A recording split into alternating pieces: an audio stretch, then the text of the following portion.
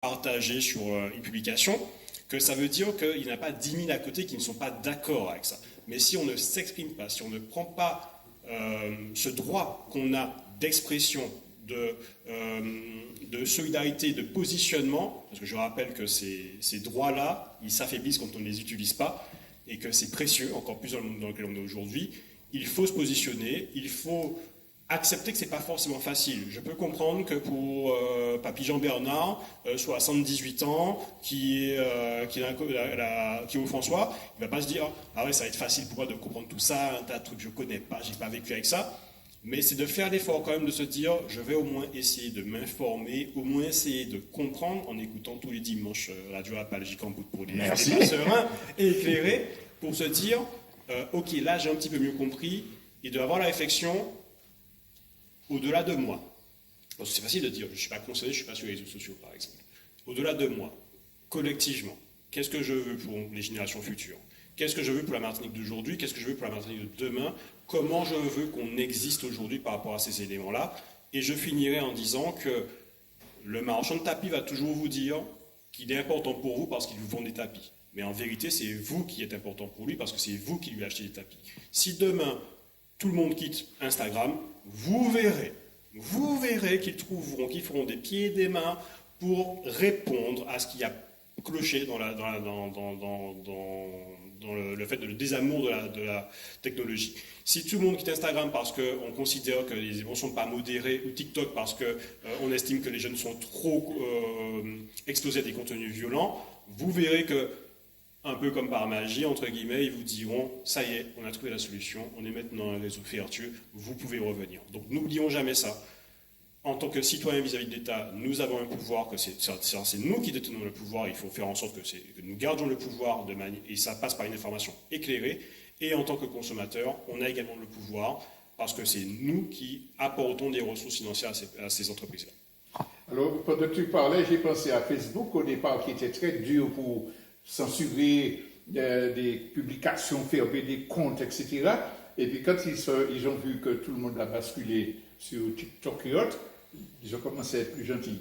Mais deuxième remarque par rapport à ce que tu disais, 1000 personnes qui font beaucoup de bruit sont suivies.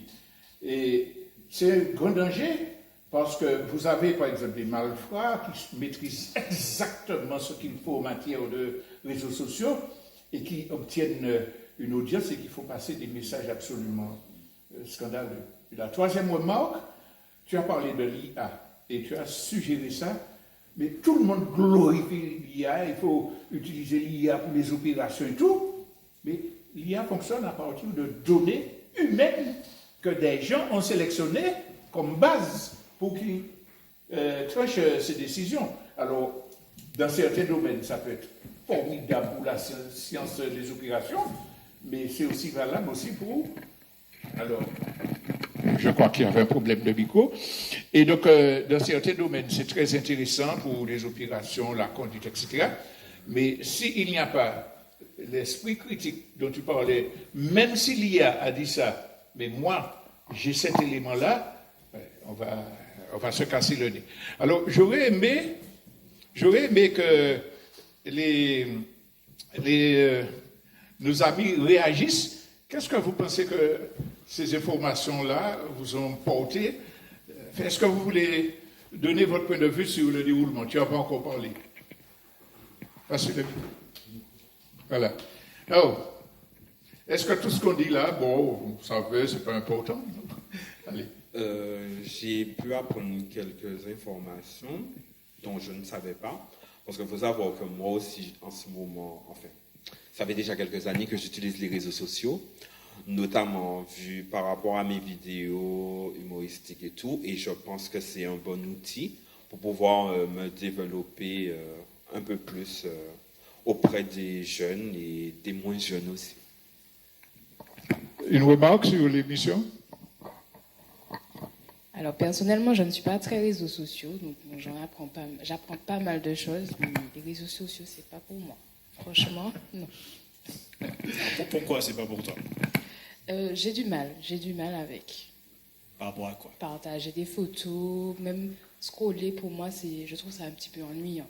Ça me prend pas mal de temps et non, je préfère vaquer à mes occupations. Voilà quelqu'un qui fait comme moi. Ça me rassure, je ne suis pas le seul.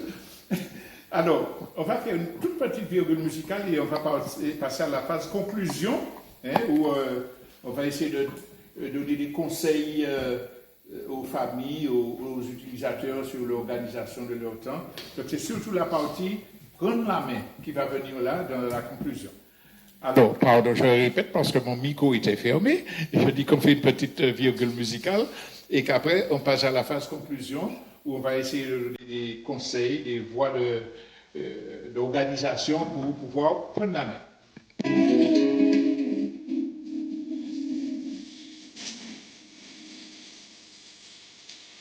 Alors, quelle chanson on va faire?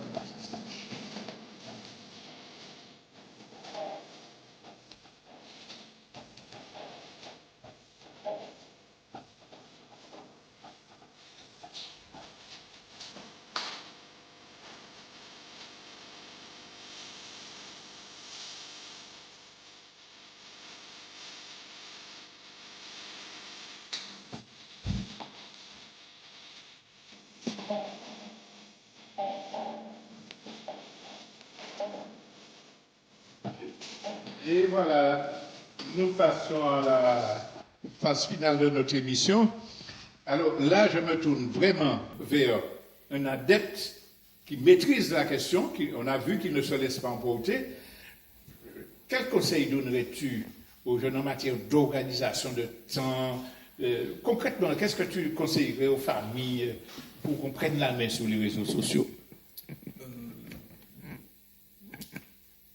Privilégier peut-être, dans un premier temps, ça va sembler évident, mais parfois, souvent privilégier un peu peut-être les activités ensemble. On peut parfois regarder un film, s'asseoir devant la télé pour regarder un film, il n'y a aucun mal à ça, mais parfois, simplement déposer les téléphones, les mettre dans une petite boîte et puis ouvrir un bon vieux jeu de société, c'est parfois très très bien. Un bel domino? Oui, un bel domino, ils vous font ça.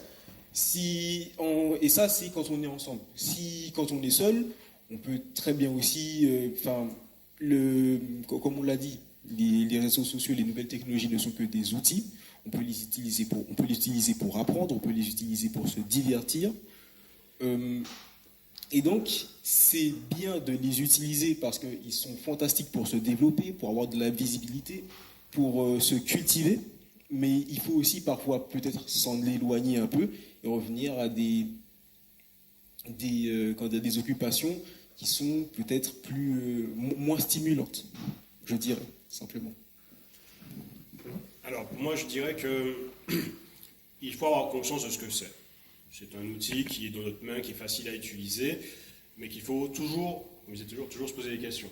Toujours réfléchir à quel point ça prend de la place dans sa vie. Ne pas vivez votre vie. Vivez la vie à pleines dents. Ça veut dire, oui, faire des activités, ça veut dire, oui, c'est parfois aussi s'ennuyer réellement, parce que voilà, c'est ça la vie. Et puis, pour tous ceux, toutes celles qui ont envie de se lancer, qui ont des idées, des choses qui se disent, tiens, j'ai envie de partager ça au monde, allez-y. Ne soyez pas juste consommateur. Il n'y a pas de problème à être juste, je consomme, je scrolle, je regarde, si ça vous intéresse. Si pour ceux que ça n'intéresse pas, tant mieux.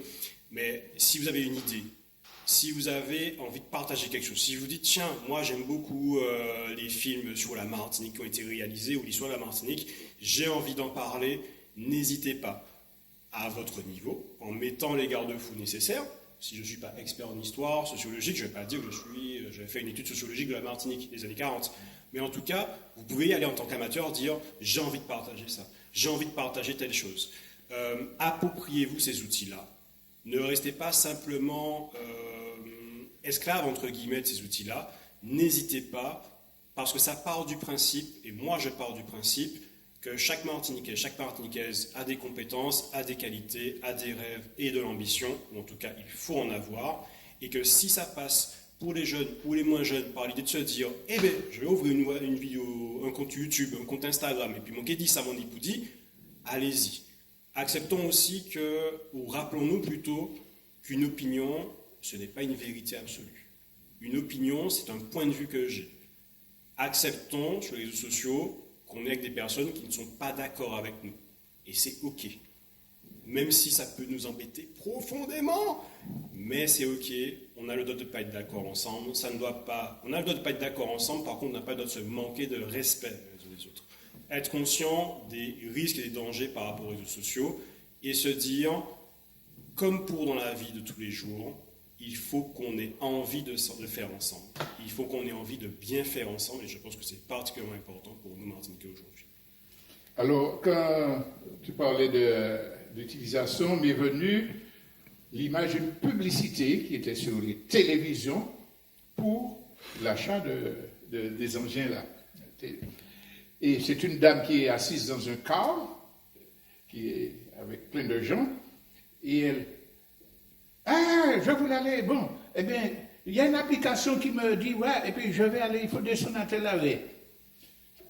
Ça symbolise la rupture sociale qui peut être liée à cette publicité et à ces firmes qui nous conditionnent pour des abonnements 40 francs, 40,99 €. Bon.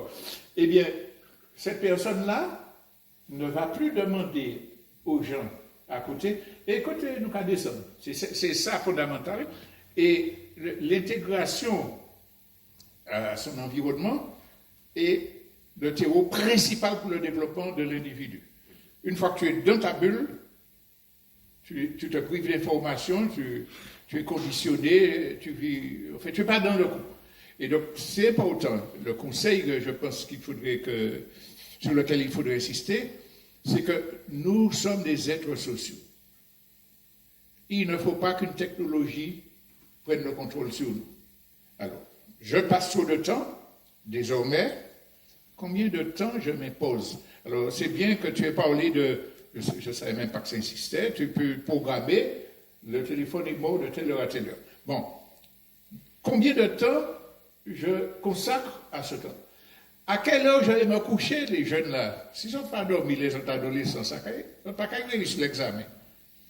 Les moins jeunes, j'ai déjà vu des gens la nuit, à 1h du matin, qui sont sur les réseaux sociaux. Donc, la gestion de mon temps, ça c'est une décision que je peux prendre, même si c'est dur. Je gère mon temps, je choisis de regarder. Et puis comme Gillian l'a dit, qu'est-ce que je vais regarder? Je dois lutter absolument contre l'appétit d'aller voir le scabreux, un monsieur a tué sa femme, etc. C'est malsain. Ça veut dire que moi-même, je me détruis mes valeurs. Et donc, je dois choisir d'aller voir des choses positives. Je pense au groupe WhatsApp. Alors, d'une part WhatsApp et ensuite les visioconférences dont Yvan a parlé. Dans le milieu des militants, des organisations, j'ai pu observer que 99% des groupes WhatsApp qui se sont constitués ont éclaté à cause de cancans. Les gens qui injurient, qui répondent, qui interprètent, etc. Parce qu'on se défoule, on règle ses comptes. Donc, le groupe WhatsApp a été nocif au mouvement populaire. Mais en même temps, il est nécessaire. Je dois avoir, les gens qui constituent des groupes WhatsApp doivent avoir des règles impératives, interdiction de dénigrement, de citer, etc. Et ça, si vous êtes dans une organisation, un syndicat, un comité, et que vous n'imposez pas ça, vous n'êtes pas conséquent. Donc, ça, c'est un conseil que je voulais rappeler. Et puis, pensez également que technologie, c'est argent. Il y a un travailleur social qui me disait que ça lui faisait de la peine qu'une personne qui vient demander des aides parce qu'elle ne peut pas acheter à manger, eh bien, a un abonnement très cher, un téléphone très cher, qu'elle n'utilise pas pour des choses fondamentales, et le travailleur social lui dit, bon, mais tu as cette facture-là impayée. Ah oui, mais il fallait que je paie. Donc, être maître de ces décisions, je crois que c'est le plus important. Et alors, se faire aider. Se faire aider, c'est là que j'aimerais que tu nous parles des activités de l'association, ses rapports avec les collectivités, l'éducation, et puis si on veut bénéficier de leur aide, comment les contacter? Alors d'accord, donc je parlais d'Open Space, donc on est situé à Rivière-Salée, au bourg de Rivière-Salée, au 12 rue d'Elgrès exactement. On est joignable au 05 96 51 69 76. Donc 05 96 51 69 76. On est ouvert du lundi au vendredi de 8h à 16h et vous pouvez venir nous voir si vous avez des difficultés à faire des démarches administratives, si vous avez des questions sur comment faire mon changement de carte vitale, sur on m'a envoyé tel courrier administratif, je ne suis pas sûr de comprendre, on me dit qu'il faut créer un compte. N'hésitez pas à venir, nous avons une médiatrice numérique, une conseillère numérique, pardon, Jessie que je salue, qui est là pour vous écouter, vous donner des rendez-vous s'il faut prendre plus de temps avec vous pour vous expliquer les démarches. Et on fait également des ateliers bureautiques pour savoir comment apprendre à utiliser l'ordinateur. Donc c'est les jeudis toutes les 2 semaines. Quel que soit votre niveau, que vous n'ayez jamais touché une souris ou que vous êtes un peu plus à l'aise, on a des ateliers bureautiques. On intervient également auprès des publics scolaires. Donc s'il y a des personnes d'établissements scolaires, des écoles primaires, collèges, lycées, nous sommes disposés à faire des interventions auprès des jeunes. Et il faut aussi rappeler qu'il y a les maisons France Service qui accompagnent les citoyens. Donc je crois qu'il y a au moins une maison France Service par commune en Martinique. Ne pas hésiter, si vous ne savez pas où elle est, vous pouvez nous appeler ou aller près de votre mairie, on vous donnera la liste. Et se rappeler que même si ce n'est pas facile, il y a des structures, il y a des associations, plus qu'on ne le pense en Martinique, qui sont là pour aider, qui sont là pour accompagner, qui font au mieux au quotidien pour être là pour les Martiniquais et Martiniquaises qui en ont besoin. Et que c'est important, voilà, que tout le monde le sache, ne pas hésiter à venir nous voir, qu'il n'y a pas de questions bêtes. Il n'y a que le risque de devenir bête à force de ne pas poser de questions. Belle parole. Oui. Alors, tu as fini, oui? Oui, c'est Voilà. Alors, moi, le dernier point que je voudrais aborder, on a fait allusion aux visioconférences.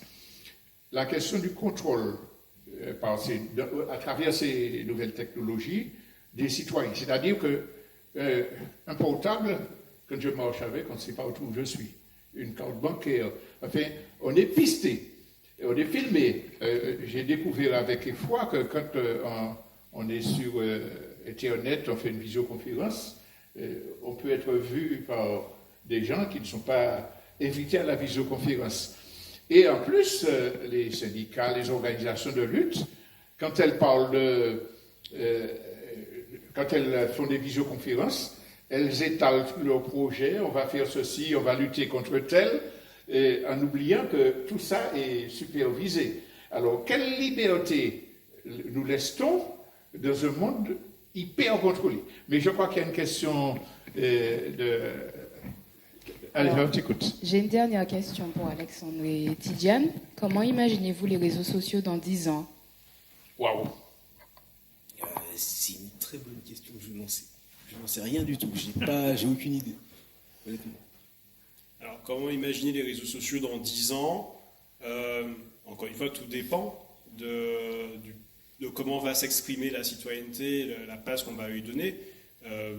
En tout cas, je peux parler du risque, je peux parler d'une possibilité que j'espère ne pas voir arriver, que les réseaux sociaux soient des moyens de polarisation de la communication, qu'on bascule justement dans un système de contrôle total des données, des informations, qui pourrait aboutir à des éléments d'influence de la population, de manquement aux libertés, de privation des libertés et des droits des populations, et de tomber dans des éléments de désinformation, de glorification des personnes, et notamment des personnalités politiques parfois, de tomber dans de la propagande pure, dans ce qu'elle a de plus négatif comme connotation, et d'arriver à un point d'aliénation de chaque individu, où je suis étranger à moi-même, où je ne vis qu'à travers mon écran, et que la réalité de mon monde, en fait, c'est ce que j'ai sur l'écran, avec le risque que, en fait, d'ailleurs,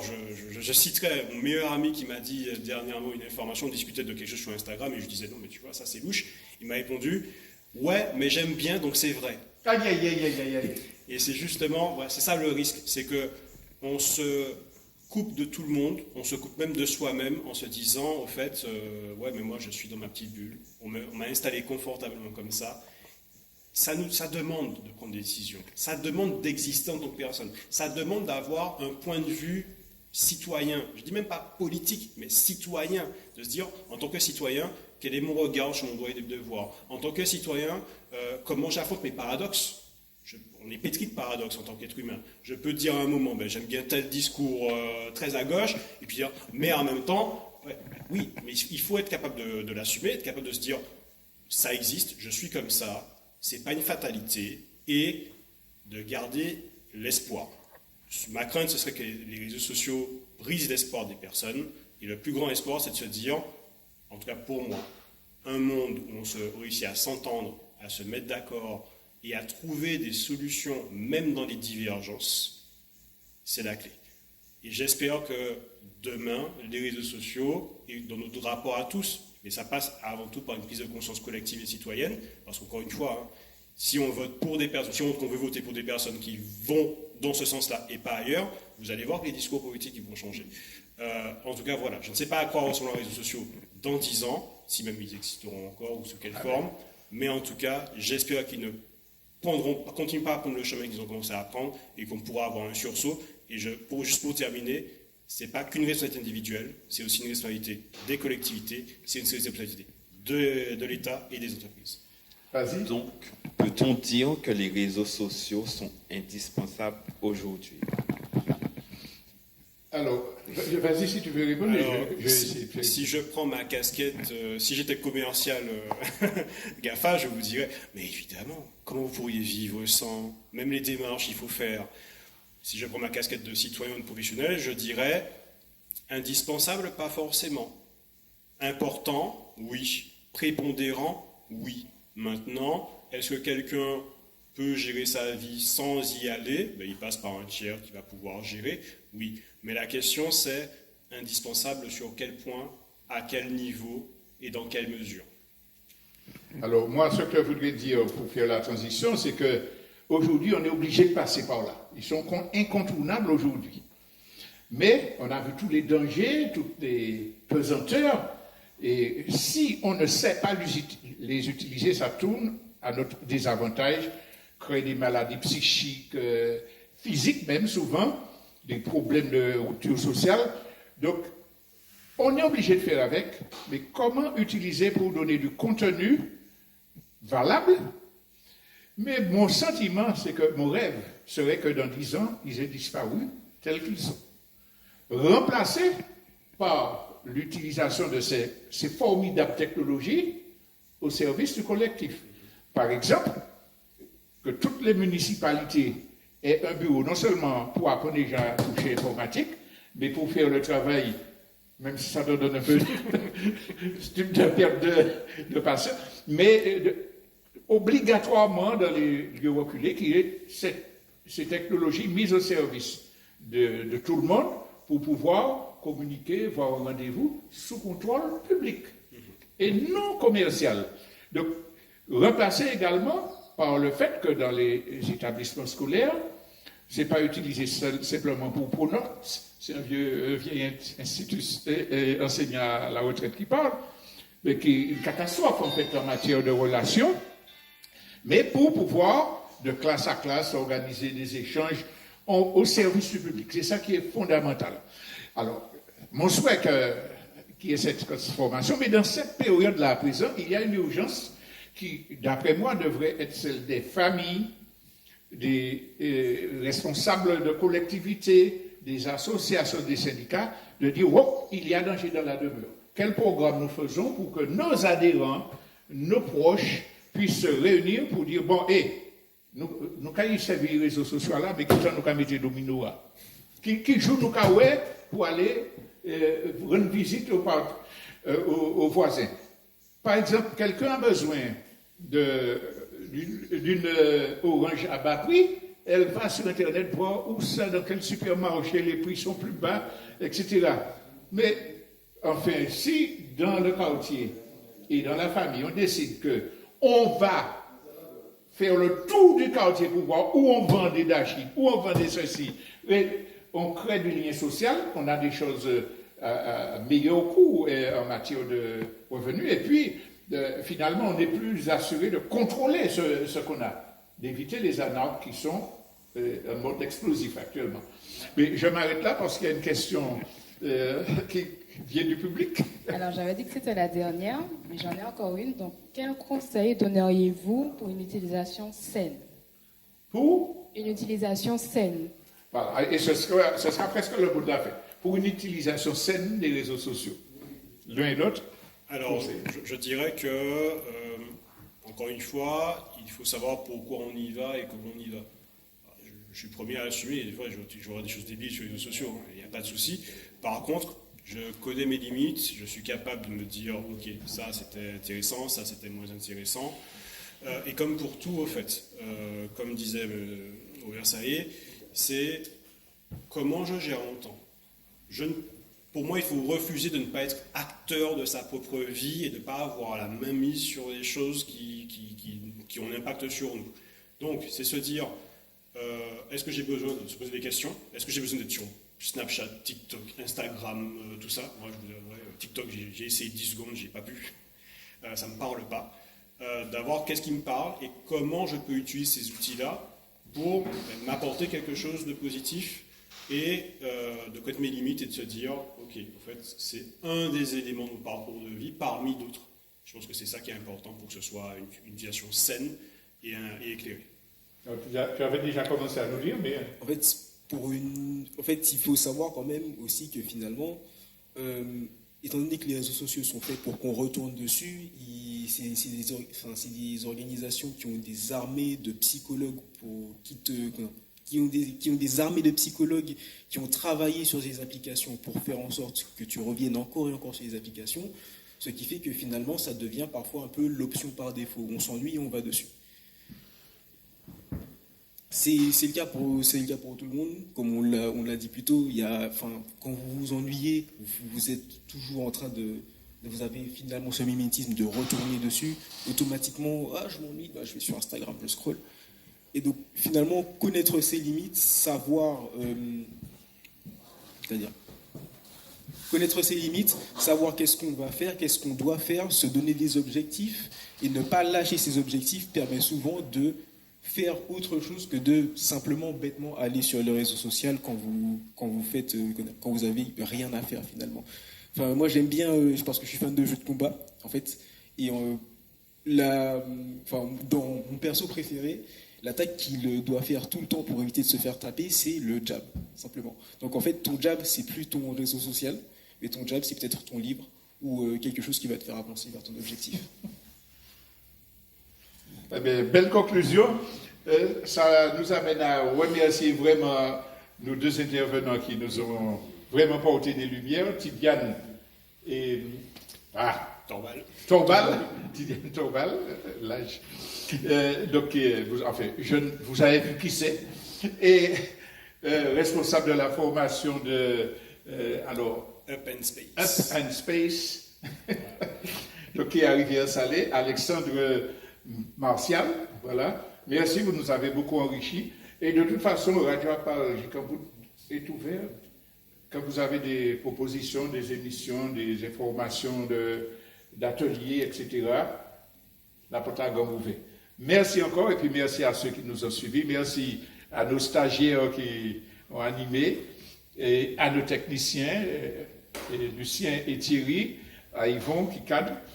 Et on se retrouve la semaine prochaine pour une nouvelle édition de Nous qu'apprendre en main.